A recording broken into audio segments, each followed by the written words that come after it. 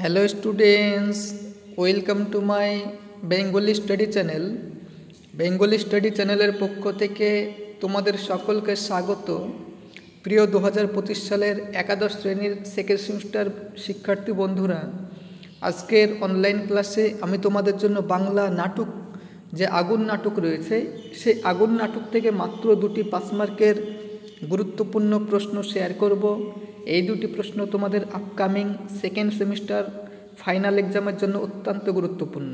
তাই তোমরা এখন থেকেই যদি আগুন নাটক থেকে এই 2টি প্রশ্ন ভালো করে প্রিপারেশান নিয়ে পড়াশোনা শুরু করো, তবে আমি তোমাদের আশা করব তোমরা অবশ্যই সেকেন্ড সেমিস্টার ফাইনাল এক্সামে এখান থেকে একটি প্রশ্ন 5 মার্কের অবশ্যই তোমরা কমন পেয়ে যাবে।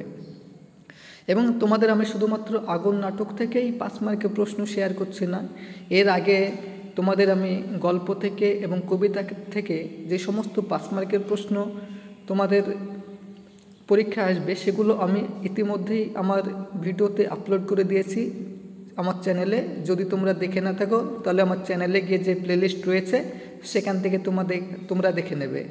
আজ আমি তোমাদের সামনে আগুন নাটক থেকে মারাত্মক গুরুত্বপূর্ণ 2টি ইম্পর্টেন্ট 5 মার্কের প্রশ্ন শেয়ার করব। এই 2টি প্রশ্ন তোমাদের পশ্চিমবঙ্গে যে স্কুল থেকে তোমরা সেকেন্ড সেমিস্টার ফাইনাল এক্সাম দাও না কেন, তোমরা এই 2টি প্রশ্নের মধ্যে একটি প্রশ্ন অনায়াসে তোমরা কমন পেয়ে যাবে। এবং এর পাশাপাশি তোমাদের আমি রাষ্ট্রবিজ্ঞান এবং ইতিহাসের বিষয়ের সমস্ত প্রশ্ন আপলোড করে থাকি। যদি তোমরা দেখে না থাকো তাহলে আমার চ্যানেলে গিয়ে যে প্লেলিস্ট রয়েছে সেখান থেকে দেখে নেবে।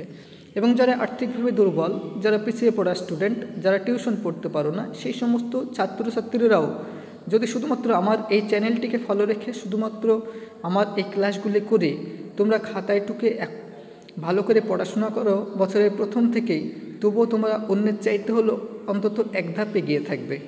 তাই আলোচনা শুরু করার পূর্বেই তোমরা যারা নতুন আমার এই চ্যানেলে ভিডিও দেখছো তারা অবশ্যই আমার এই চ্যানেলটিকে সাবস্ক্রাইব করবে এবং পাশে থাকা বেল আইকন রয়েছে প্রেস করে অল নোটিফিকেশন অন করে দেবে। তাই আলোচনা দীর্ঘায়িত না করে চলো আমরা ফিরে যাই আজকের মূল আলোচনায়। দেখো, আগুন নাটক থেকে যে 1 নম্বর প্রশ্নটি তোমাদের জন্য রেখেছি সেটি হলো, আয় শুয়ে থাকলি ওদি কি আবার সব গোলমাল হয়ে যাবে না? বক্তা কে? তিনি কোন সমস্যার দিকে ইঙ্গিত করেছেন? গোলমাল যাতে না হয় সেই জন্য তিনি কি করতে বলেছেন? 1+2+2 = 5 নাম্বার। চলো উত্তরটি আমরা দেখে নিই।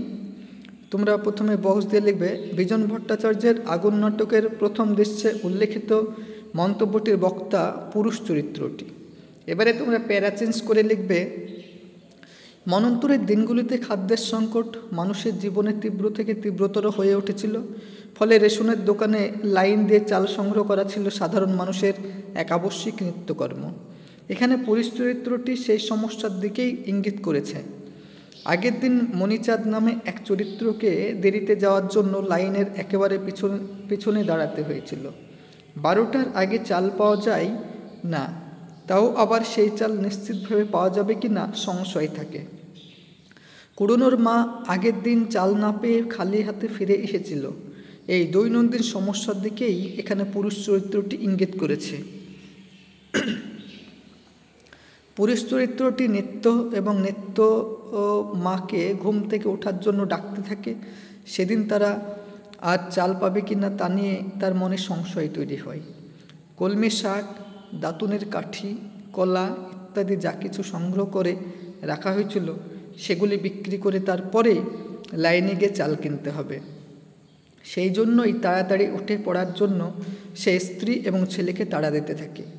পরের 2 নম্বর প্রশ্নটি আলোচনা করার পূর্বেই তোমরা যারা নতুন আমার এই চ্যানেলে ভিডিও দেখছো তারা অবশ্যই আমার এই চ্যানেলটিকে সাবস্ক্রাইব করবে, লাইক করবে, কমেন্ট করবে এবং চ্যানেলটি শেয়ার করবে। কারণ আমার এই চ্যানেলটি যেহেতু নতুন, সেহেতু আমার এই চ্যানেলটি যাতে ভবিষ্যতে অনেক দূর প্রসারিত হয়, অগ্রসর হয় এবং চ্যানেলটির গ্রোথ হয় এবং চ্যানেলটি যাতে কন্টিনিউ তোমাদের সাপোর্ট এবং সহযোগিতা করতে পারে, সেজন্য তোমাদের সাপোর্ট এবং সহযোগিতা আমি একান্তভাবেই কামনা করি। তাই আলোচনা দীর্ঘায়িত না করে চলো আমরা ফিরে যাই আজকের মূল আলোচনায়। এবারে তোমাদের সামনে আমি 2 নম্বর যে প্রশ্নটি রেখেছি সেটি হলো, আচ্ছা তাল হয়েছে রোজ সকালে একটু ঘুমানোর জন্যেই? কে কোন পরিপ্রেক্ষিতে মন্তব্যটি করেছে? উত্তরটি দেখে নিই। বিজন ভট্টাচার্যের আগুন নাটকের প্রথম দৃশ্যে নৃত্য বা নিতাই উল্লিখিত মন্তব্যটি করেছে। এবারে তোমরা প্যারা চেঞ্জ করে লিখবে 1350-এর দুর্ভিক্ষের সময় যখন মানুষের মধ্যে অন্নহীনতা প্রকট, সেই সময় সমস্ত গরিব মানুষকে রেশনের দোকানে লাইন দিতে হতো চালের জন্য। এই দৃশ্যে দেখা যায় পুরুষ চরিত্রটি তার ছেলে নিত্যকে ঘুম থেকে ডেকে তুলেছে এবং সুস্পষ্টতই বলেছে যে শুয়ে থাকলে চাল পেতে অসুবিধা হবে। আগের দিন মণিচাঁদ নামে কোনো চরিত্র লাইনের পেছনে দাঁড়ানোর কারণে চাল পেতে তার বেলা 12টা হয়েছে। এমনকি চাল নাও পাওয়া যেতে পারে। চাল পাওয়া নিয়ে দুশ্চিন্তা এই চরিত্রটিকে তাড়া করে বেড়ায়। সেই দুশ্চিন্তা থেকে সে এমন মন্তব্যও করে, চাল আজ আর পাতি হবে নানে দেহি সখেন। নিত্যের মা কেউ সে ঘুম থেকে তুলে দিতে চেষ্টা করে। কলমি শাক, দাঁতন কাঠি, কলা ইত্যাদি বিক্রি করে চাল কিনতে হবে। তার জন্য সে তার স্ত্রী অর্থাৎ নেত্যর মাকে তাড়া দেয়।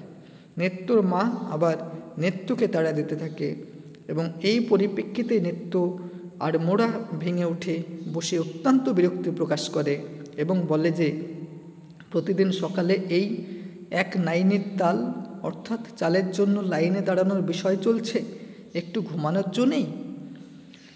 এই যে দুটি গুরুত্বপূর্ণ ইম্পর্টেন্ট নোট তোমাদের আমি শেয়ার করলাম, এই দুটি প্রশ্ন তোমরা এখন থেকেই ভালো করে স্টাডি নিয়ে পড়াশোনা শুরু করবে। দেখবে তোমরা পশ্চিমবঙ্গ যে স্কুল থেকে তোমরা পরীক্ষা দাও না কেন, এই দুটি প্রশ্নের মধ্যে একটি প্রশ্ন কমন পেয়ে যাবে। তাই এইরকম নিত্য নতুন ভিডিও পেতে তোমরা অবশ্যই আমার এই চ্যানেলটিকে সাবস্ক্রাইব করবে, লাইক করবে, কমেন্ট করবে এবং চ্যানেলটি বন্ধু বান্ধবদের মধ্যে শেয়ার করো।